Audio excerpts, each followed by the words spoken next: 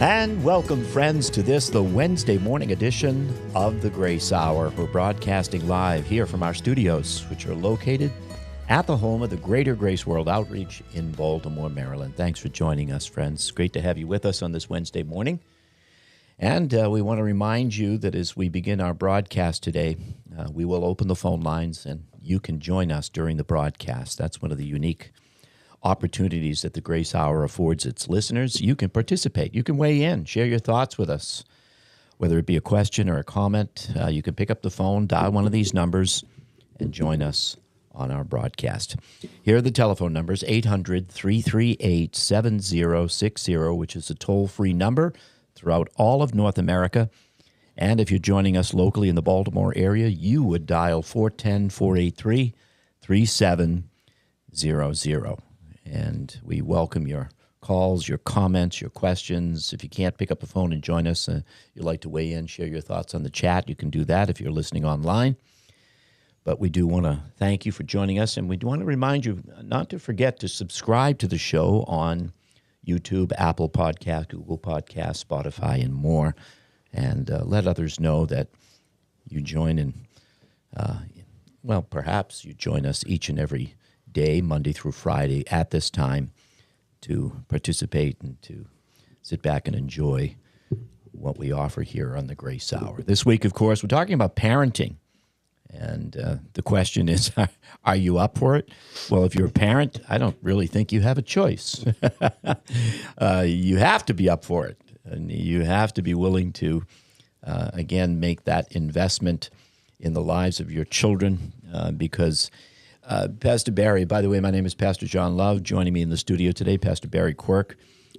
Nobody's going to make the contribution in the life of a child more so than their parents. I mean, there are other contributions, but you could almost say that they're fractional contributions, whether it be the teacher, the counselor, the coach, the music director. I mean, it could be any number of individuals that are making these fractional contributions in the life of the young person.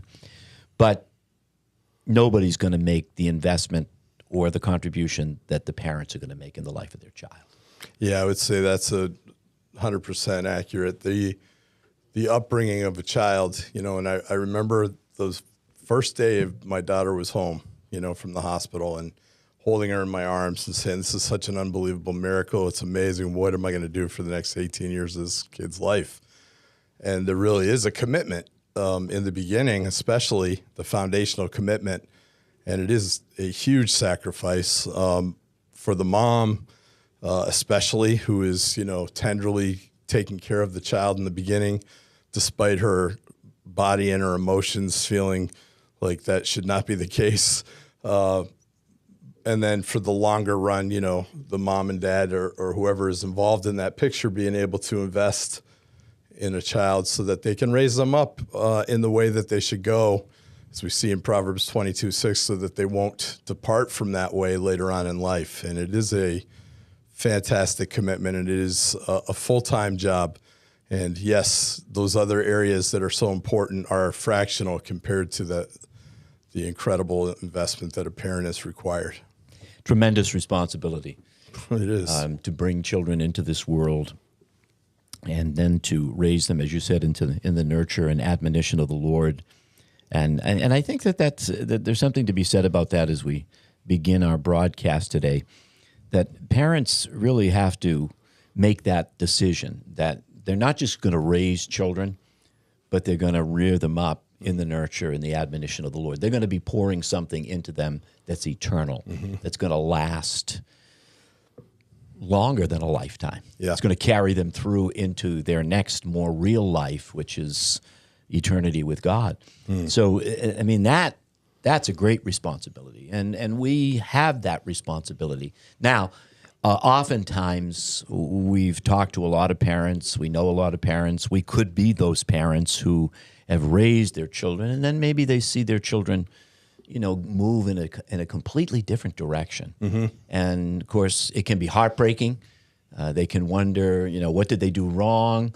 But I think if any parent can look back and say, look, we did what we could have done. It's kind of like, I think of the woman with the alabaster box. She broke it. She poured it out upon Jesus. The disciples were angry, upset. This could have been sold, money given to the poor. And then Jesus said, leave her alone. She has done what she could.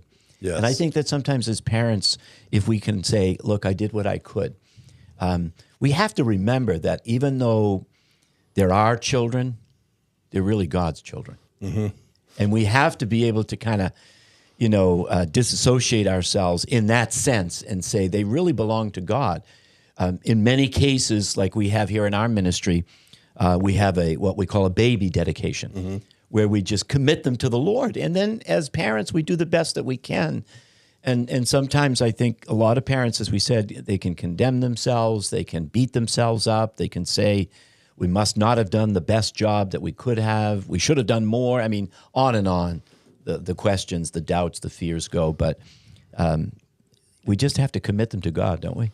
We really do. And if I had $1 for every time a parent apologized to me for their behavior of their child in the middle school or the high school, or even the elementary school for that matter, I'd be a rich man. And oftentimes when they're apologizing to me, I have to say to them, did you do something as well? Should I be disciplining you also?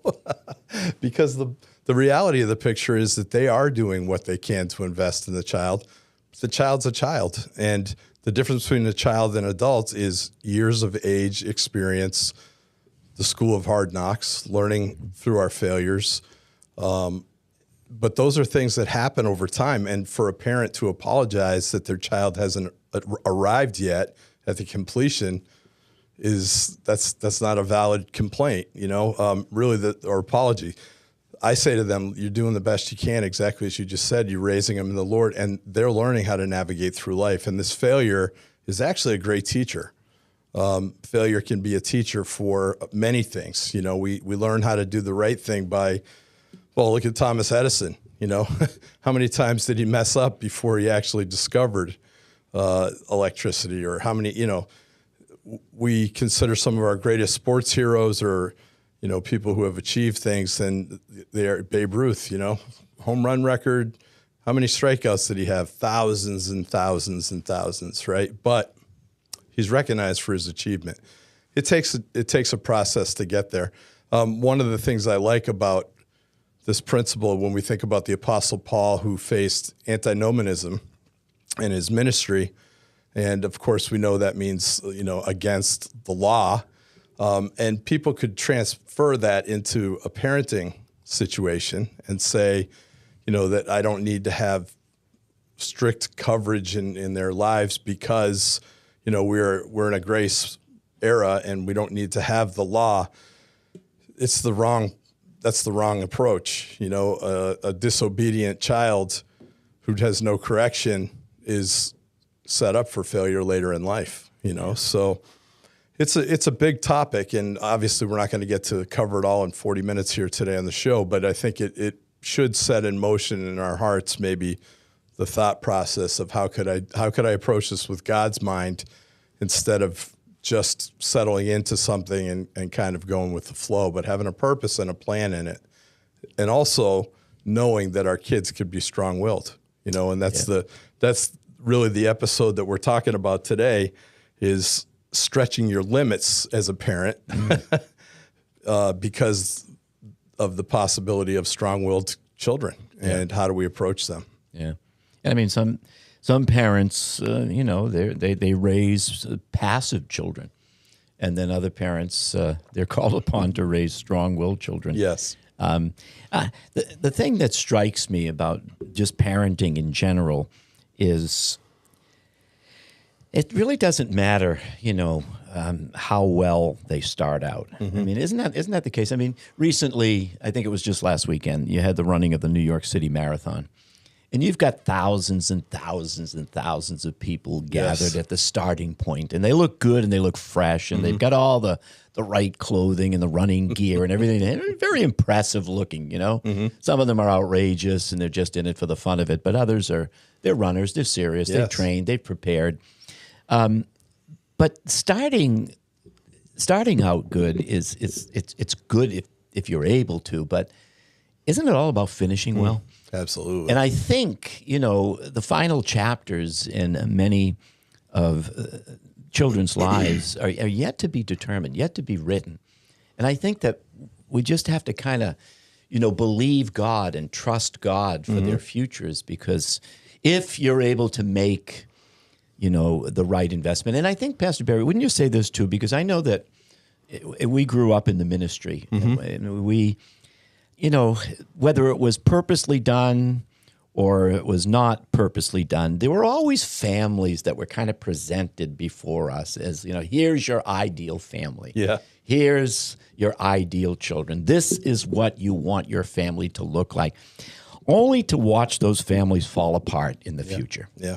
So, do yourselves a favor, parents. Don't compare yourselves with others. Right. Don't walk away from parenting and think, we would have turned out great if we weren't such a dysfunctional family. Everybody's got a dysfunctional family. Absolutely. Everybody's normal, or so we think, until you get to know them. Yes. And then you realize every family has problems, troubles, tests, trials, issues.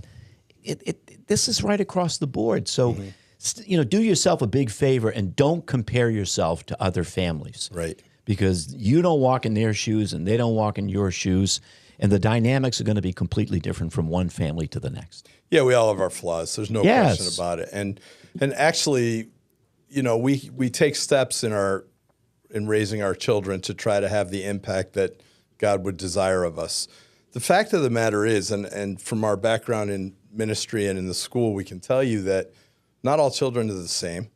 They don't all respond the same. It's interesting that a student who is pushed into compliance all the time, comply, be a wallflower, don't stand out, they're going to end up as an adult that complies, and is a wallflower and doesn't stand out. And they might have so much passivity that they have no ability to lead anything. They must be led everywhere they go and all the time. And I just think it's very interesting that having a strong-willed child doesn't automatically mean that you have an ill-behaved child. It means, you might have to adjust your parenting to accommodate their kind of unshakable spirit. But the reality is, and actually I read one study, a 40-year study, that found that children who were labeled as rule breakers or defiant were more likely to become overachieving and financially successful adults. And we see this, that it's the people who, aren't afraid to push back that end up being leaders. Now, it's our job as parents to determine what that means when there's pushback. And I like this kind of equation in my mind that I thought about here is that, a place of having a disagreement or a discussion as a parent and a child is different than having disobedience and defiance, right? If a kid feels like they have no place to discuss anything with us, then of course they're going to rebel in their hearts because we are rebellious people. And if they inherited my genes, then they're going to be the exact same way. They're going to rebel as well. So if I know that I can have a reasonable discussion, and it's not unlimited, it's with parameters, and at some point there is a time when we say, look, I appreciate what you've asked and what you've said, but the bottom line is this is how we're led by God to lead, and that's the way it's going to be in our family. And someday maybe you'll understand that. If you do or you don't, this is what we're going to do. And that's perfect, right? But generally that happens after we take the time to say, why do you feel like that? Why are you defiant in that area? What is it that's causing you to not want to do what mom and dad have talked about you doing? And maybe we learned something from that. Maybe we learned that there's something that's bothering them that's either related or unrelated that we could address in a way that might help them. That's part of wisdom, I think, And this is really what Isaiah 1:18, the Lord says to us, come, let us reason together. Now, when I think about that, and I kind of chuckled when I was reading that this morning, like the Lord is telling us, let's reason together. I mean, there's only one thing in the entire world that's absolute, and it's God. And who are we, right? And yet the Lord says, come on, let's sit down and think about this and talk about this. Now, his purpose in it is not that we'll change his mind, but his purpose in it is that we'd understand his heart and his mind so that we'd have a heart and an attitude that acts the same way. So really, this is kind of a glimpse into how we could do things with our children. Are they going to understand everything from the get-go? Of course not. They haven't learned everything. Do they have, defiant spirits? Does it appear like they're defiant? Well, maybe, but there's a lot of strategies that we can employ to help that, like, for instance, little kid wants to pick out their clothes in the morning. I could fight that. And actually, when on the weekends growing up, when Kendall was in my care, when we'd take her to CYA soccer, she would often show up with very mismatched clothing, flowered tops and striped bottoms or whatever. And my wife would say, "What are you doing to that poor child?" But, I gave her that little option. But maybe a better move would have been to say, these 3 kind of things match with these 3 kind of things. Hey, Kendall, pick out any one of these shirts and tops that and bottoms that you'd like. So it's kind of fail-proof. She gets the buy-in. I don't look like the dumb moronic father that can't match his clothing. So there are strategies. We're not saying that, you're never, if you're a parent who has a defiant child, that you're doing something wrong no, you have one of those members of the body in particular that has a strong will that could be used to the glory of God. Yeah. Right. Or it could be used the opposite way if we don't give them the reasoning that they need from the Lord to be able to make those decisions, what's profitable and what's not. I read a quote from a former First Lady, the wife of President Lyndon Johnson, Lady Bird Johnson. She said that children are apt to live up to what you believe of them. Oh, it's a good statement, isn't it? Yeah, it really is. I mean, I think as far as a parent is concerned, if a parent can have a vision for their children, and I don't mean with the particulars, Right. You're like, you're going to be a doctor, and then of course, you lock into that, and they're not going to, you can't, they don't have an option, right, except to be a doctor. Right. No, but you're going to be, you're going to be successful in whatever avenue you choose to walk down. Yes. You have this ability. I mean, because strong-willed children, they can be independent, determined, passionate, headstrong. But as you said a few moments ago, but this could be all of the impetus that they need to become leaders. Absolutely. Yeah. So rather than saying, "Oh, this is not good," we need to think about maybe putting them on some kind of medication. And we're not. By the way, we're not physicians. We're not doctors. It's not our place to suggest that or we to don't say even play one on TV. No. and just for the record, we're not experts in parenting at all. If God were giving out grades for parenting, I might not have gotten a good one. I mean, all I ever hoped for is that my children would learn to trust God with their lives. Yeah. And I'd like to see them attending church on a consistent, regular basis. Right. Whichever church they choose to be a part of, as long as they're preaching the gospel of the grace of God, right, and they're hearing a message that builds them up and reminds them of what God says about them, what God thinks about them, and the plan and purpose that he has for their lives. Because we care. Yeah, because we care. That's all. I mean, it doesn't have to be, here's my box. You have to fit into my box. Right. It doesn't have to be that. Right. I want you to walk with God. Yes. The most important decision you will ever make in life Amazing. is walking with God. It's absolute. Like, what better thing could we teach our child than to find out what God's will is for their life and do it, right? And no matter what that means. And I love the fact that I did get pushed back.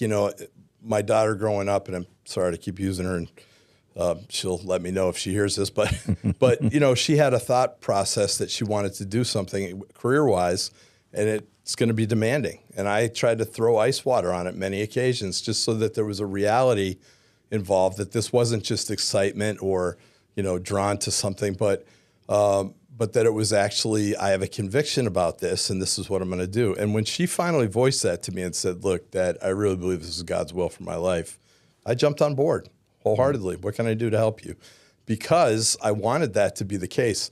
I've been involved in things for the excitement of it, and then the reality of the situation hits, and you go, "Oh my gosh, what did I do this for?" But if you're in the will of God in your life, then when the trials hit you in the face, you're prepared to say, "Okay, if God called me into these details, then He's also faithful to give me the provision that I need to get through them." And I think parents, first of all, parents who have strong-willed children, God bless you. You're our heroes. It's so easy to judge a parent. It is so easy to see a situation, to see a child acting up, and to think, they wouldn't do that in my home. And how many times have I uttered that in my own heart, only to realize that, maybe they would, and maybe it would be worse. And maybe that parent is exercising some wisdom that I don't even see. It doesn't mean that we have, let's throw a temper tantrum in the store. And how many kids have you seen throw a temper tantrum? I watched something the other day where a parent laid down next to his kid on the floor and started throwing a temper tantrum next to him. And the kid was so appalled that he got up off the floor. Yeah. He said, what are you doing? What are you doing? You can't do that. And he just took away that whole, defense mechanism that this child was using to manipulate his parents. Yeah. And I just think that was wisdom. That was really its applied wisdom. It's amazing. These days, parenting is such a challenge. Yes, it is. Sometimes an overwhelming task because you think about it. When we grew up, there wasn't we weren't dealing with social media. Right. We weren't our cell phones hadn't become a part of our physical bodies, like attached to them 24/7. The peer pressure, no doubt it existed, but today it's even more profound and more pronounced.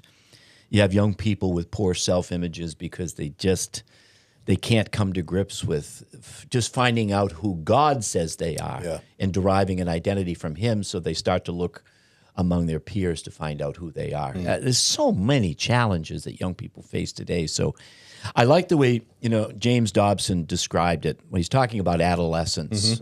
He said, look, in terms of the vast understanding he had about child rearing and raising strong-willed children, I think he even authored a book along those lines, was simply this. You just got to jump in with them and just be there until they get through this difficult period of their lives. Yeah.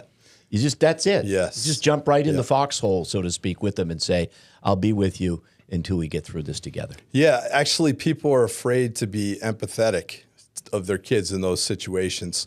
What we need to realize is that our kids actually can respond to our empathy in a situation and our understanding of the emotion of a situation.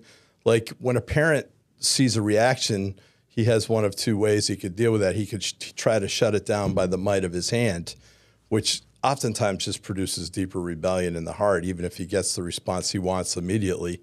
Or he can say, listen, I understand this is, you're upset about this and it seems unfair to you. Well, let's calm down together and then we'll sit and we'll talk and we'll consider why it is that this thing happened. And we'll help you develop some strategies so that it won't happen again in the future. But maybe the reality is your decision led you to this place, and I want you to understand that decision had a bad consequence.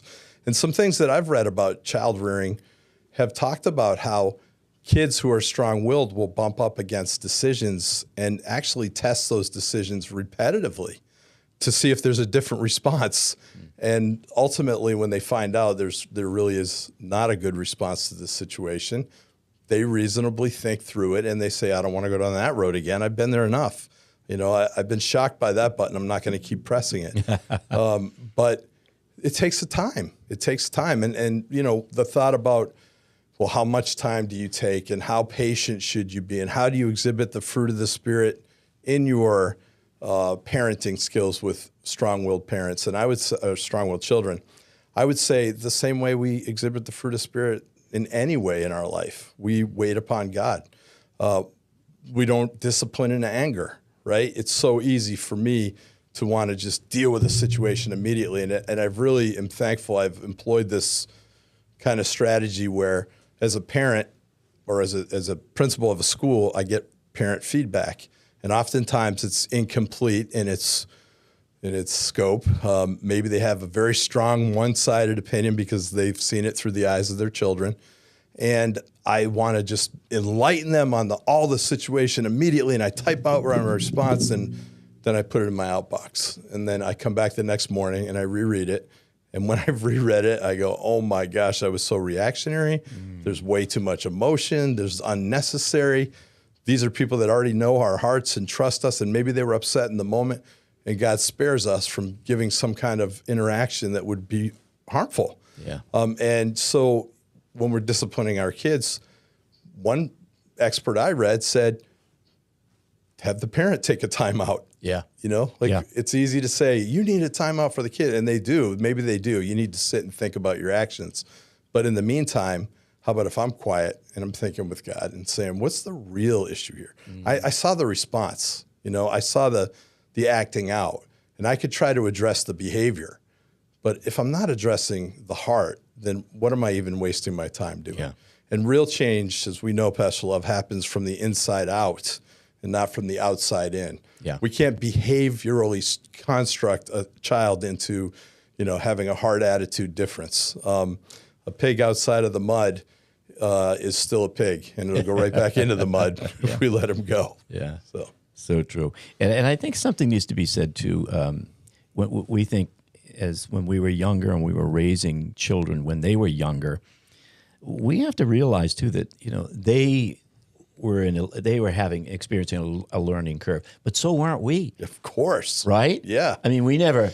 We might not have, and I know some people might, or they do. They take these, child rearing courses, but even the people that take those courses, those classes, or read those books, or read all of the literature that's available in helping to raise your children, oftentimes your child breaks the mold. Yeah, of course. Your child is nothing like all the scenarios that are described in those books and all of that material.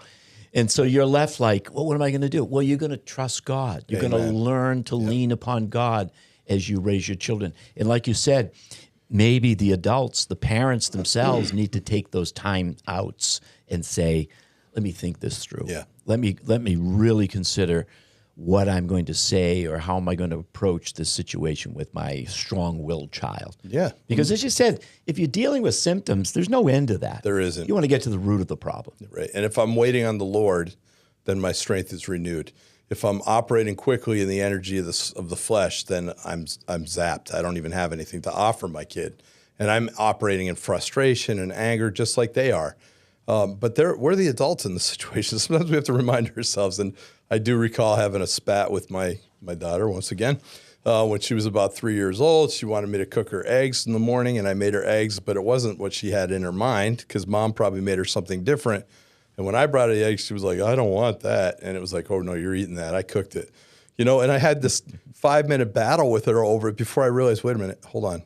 She's 3. I'm a lot older than 3. Mm-hmm. Why am I having this argument? This is foolish. And I just said, oh, you don't want eggs? Okay, fine. Let's go on with our day. No big deal. But we are, as you said, we are learning. And we learn by our mistakes sometimes. And that's why it's beautiful to have friends, other believers in the church, more experienced people in the church, people who can make decisions, who have gone through these decisions, who will, be a good source of counsel for us. At the end of the day, we got to give ourselves a lot of grace. Our kids learn when we fail and we come back and say, wow, I messed that up. Forgive me. I'd like to take another approach at this. Would you give me permission to do that? They just learned something about us. Yeah. They learned, I'm not playing a dad. I'm going to be a dad. And that means that dads sometimes make mistakes just like kids make mistakes. And we can all come to God and get a fresh start. Lamentations 3:22-3. His mercies are brand new every day. We wouldn't need new mercies every day unless we were miserable failures. Sure. But we are. Yeah. And thank God that he gives us brand new mercy. Now, that puts us in a place where he doesn't see us as a failure anymore. But the practicality is we're not perfect. We one day will be when we're with him. He sees us as though we're perfect, but we're growing in grace and knowledge of Christ the whole time. Amen. And it begs the question, what's the impact of a gospel-centered life in terms of impacting the attitude of a strong-willed child? And I think that a lot can be said about this particular, the answer to this question. Because modeling a Christ-like life, and again, we want to say it again, modeling a Christ-like life does not mean you're impeccable, that you're perfect, that you don't fail, that you cannot make mistakes. It just simply means, as you said a moment ago, when you do fail, you just say, look, I made a mistake. Yeah. I reacted. I blew it. I should have responded. Instead, I reacted, and I want to apologize. I mean, that sends a message to a young person that, well, okay, if he's not perfect, then maybe I shouldn't be looking for perfection in my own life. Right. It gives them hope, in other Yes. words. Yes. But the modeling of the Christ-like life, which let's talk about what that means. I think as far as a schedule is concerned, it means that in the minds of your children, they see a godly scale of priorities. Church is a priority in our home and family. Yes. We're going to be there, in our case, 3 times a week, Yeah. if at all possible. Yeah. Having a time of devotion or meditation or prayer, that's critical. That's important. We're going to incorporate that into our family life as well. I mean, there's so many great things that we can incorporate into a Christ-centered life. Right. But seeing that, really watching it happen in real time as a child, observing their parents, is so important, isn't it? We grow up learning from what's modeled to us, right? Yes, And yes. in so many areas of our life, that's true. Our parents, as we mature, they kind of, they grow in their ability to communicate with us in ways that are more mature. But we really learn how to carry ourselves as a child by watching what our parents do.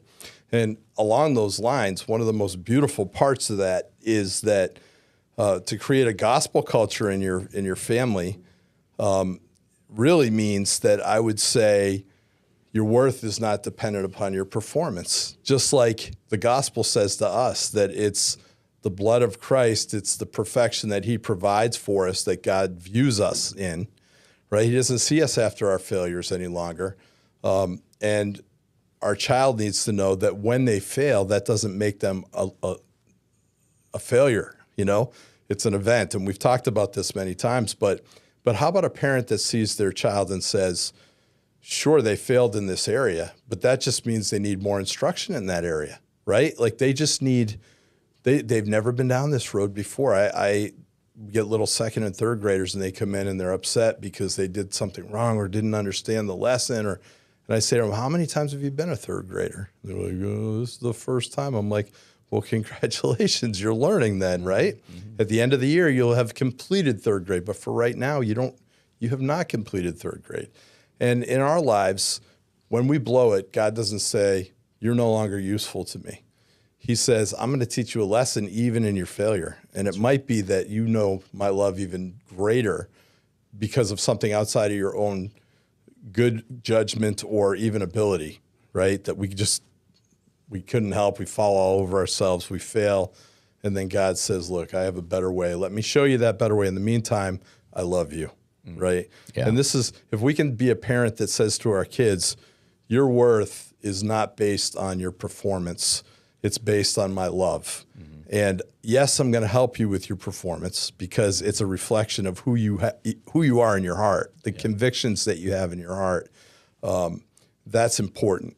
But your circumstances that's acted out upon is not going to be what makes you valuable. Even good or even bad, it's not going to be who you are. Who you are is going to be who you are by the grace of God. Amen. Yeah.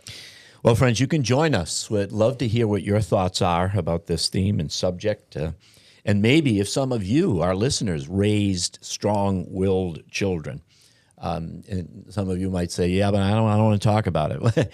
But maybe you could share some principles and shed some light on some thoughts that we've talked about or that you would like to insert into the conversation that would help some others. Because, again, it's going to be helpful to some of our listeners tuning into the broadcast today.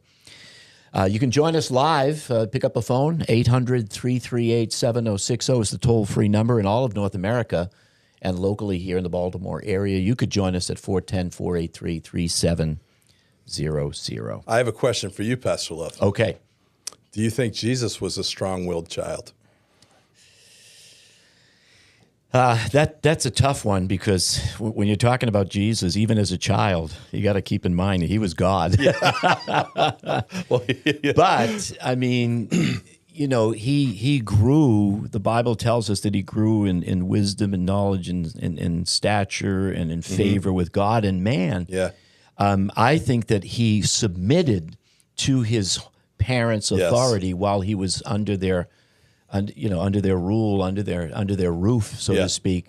And I think he did so in a profound way. Now, there are the exceptions, of course, when they went to Jerusalem and they were separated. Upon their return to Nazareth, they realized Jesus wasn't with them. Exactly. And they went back, and it seems, based upon the narrative, that Mary scolded him and said, what are you doing? Why have you done this to us? Yeah. And that's when he said, look, I've been about my Father's business. And of course, Mary must have looked at Joseph, and Joseph must have looked at Mary and said, don't ask me. Yeah. I'm still wondering how he got here. So, yes, exactly. I mean, obviously, you had those moments where his divinity was shining through. Yes. But I think, I don't know, I could see Jesus, and this is just my speculation, but I could see him being very compliant, very submissive, very willing to do any and all that his parents requested of him.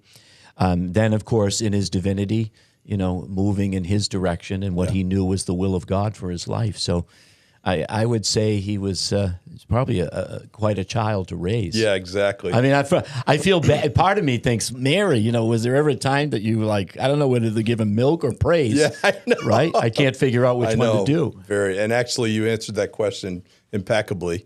I think that the definition, it just helps us to define again that his will to honor his Father in heaven was his priority. And it never really went against what his parents' will for him on earth was, except that he did go ahead beyond his years probably, and he was about his Father's business when they're worried about his practical safe keeping. Sure. But the reality is that it wasn't rebellion. It was exercising the leadership that God that he had in his life. And I just think, again, it just goes to reiterate that, a strong will doesn't mean a defiant or ill-behaved. It just means that there's something in them that says, I am moved to do this. And so because we're dealing with people with sin natures and not Jesus, we have a little different take on things, and we have a little more requirement in them. But also, isn't there a place to put the leadership tools on the table and then let the kids kind of learn with them and make their decisions? And I remember being challenged as a kid when I'd say to my dad, hey, Dad, I'd like to go do this thing. And he'd say, well, I tell you, you know what my convictions are on that. We've spent time. I've talked to you. I've taught you. You got to make up your own decision on that.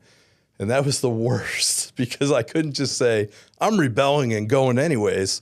It was like, wow, he really did. He taught me how to make those decisions. And now if I make a bad decision, it's against my own better judgment. And I just think it's something that we can grow in. And I'm appreciative of that kind of leadership. It's like for somebody to just say, no, this is the way it is. There's the two sides of it are the legalistic way, which is my way or the highway. And good luck with that, because the moment that they have the ability to, the highway will probably be the way they choose. Yeah.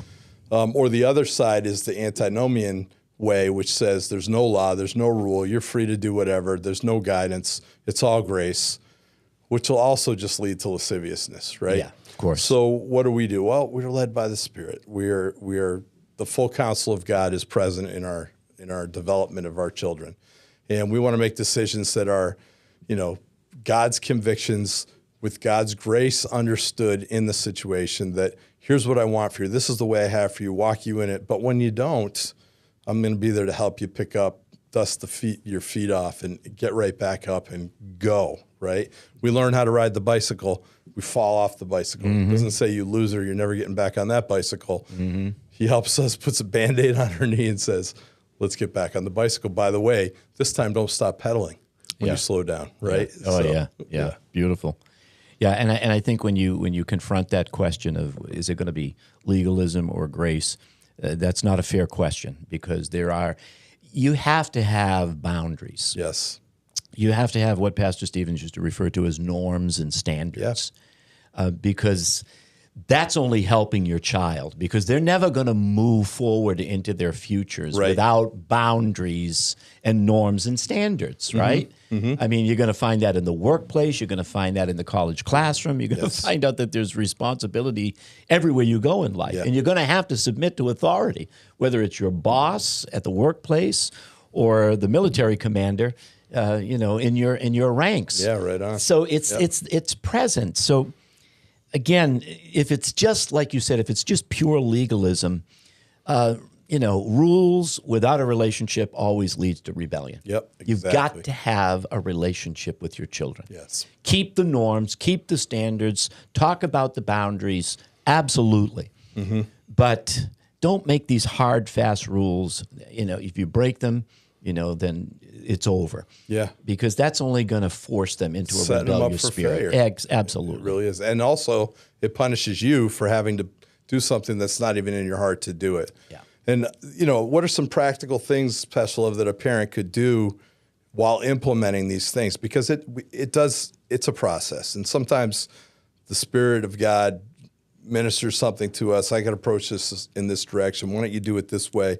I'm so thankful for that. One of the ways I know I'm called to be the principal at this school is when I leave my house every morning, I go, oh, Lord, I have no idea what I'm doing. Could you please help me? Yeah. Right? Yeah. And I don't say that to be familiar with it. I just mean that there are a lot of challenges. These are real life kids. It's not case studies where it's, if you do this and press that button, this result will happen. Yeah. These are unpredictable, volatile, potentially situations, but they're also extremely redeemable, beautiful opportunities for counsel that maybe will stick with them for life. And they'll sit back and go, wow, when I was in trouble, the Lord gave me some counsel and it helped me. Now I can do that same thing in my kids' lives or in the ministry that I'm in. So these are like amazing things. And I don't approach it at all with familiarity or think that I know what to do. Each counseling session, each student interaction, I'm thinking, Lord, I really need your thoughts on this. So, but some of the things that could maybe help us in the Isaiah 118, come let us reason together part is we could be calm, right? We don't have to be angry. We can be calm. We can be clear, right, in our parenting. We can be consistent, which is, now, does every situation demand the same exact punishment? No, it doesn't. But the consistency is that we will address situations when they need to be addressed, and they will be addressed, right? That my kid knows I'm not doing that because if I do that, this result happens. Just like when we press that button and we get a shock, no matter how many times you press that button, you're still going to get a shock. After a while, you start to realize, why would I do this? There's a consequence that I don't enjoy, right? And it's going to happen with consistent effort. Now, does the shock need to be stronger so that you get that message shorter? That's the be led by God part of it. And, by the way, we know this, the adage, spare the rod and spoil the child. And actually the Bible does say that a man who spares the rod hates his own child. But really, more than us advocating for beating your kids, we're saying that the rod of discipline, the rod of having an approach in somebody's life that provides them with the guidelines that they need, if you don't have that in a child's life, then you're setting them up for absolute failure. So in the confines of that structure, that discipline, is a lot of liberty in life. This is the thing that sometimes we get wrong. We think, oh, if I give them construct, then I'm limiting their creativity or no, actually, inside of and by the way, kids flourish when they have definition. Yeah. Inside of that definition, they can have a ball. Yeah. But if they're always testing what's on the other side of that definition because you've never been comfortable enough to sit down and have that conversation, well, I'll tell you what's on the other side of that, death. Yeah. Right? You step into this area, it's death. Or, we don't talk about what's on the other side. If somebody told me my whole life, don't think about what's out there. The second you have the opportunity, you're going out there to find out what's out there. Yeah. But thank God that he gives us the ability to say, nope, this is what we have. So, and then the last thing is follow through. Follow through when you have these kinds of disciplines, and then delegate some control. I love that we could say to our kids, one kid might come home and say, I do not want to do my homework when I get home from school. I've been working all day. I want to. And you go, okay, so let me give you an option.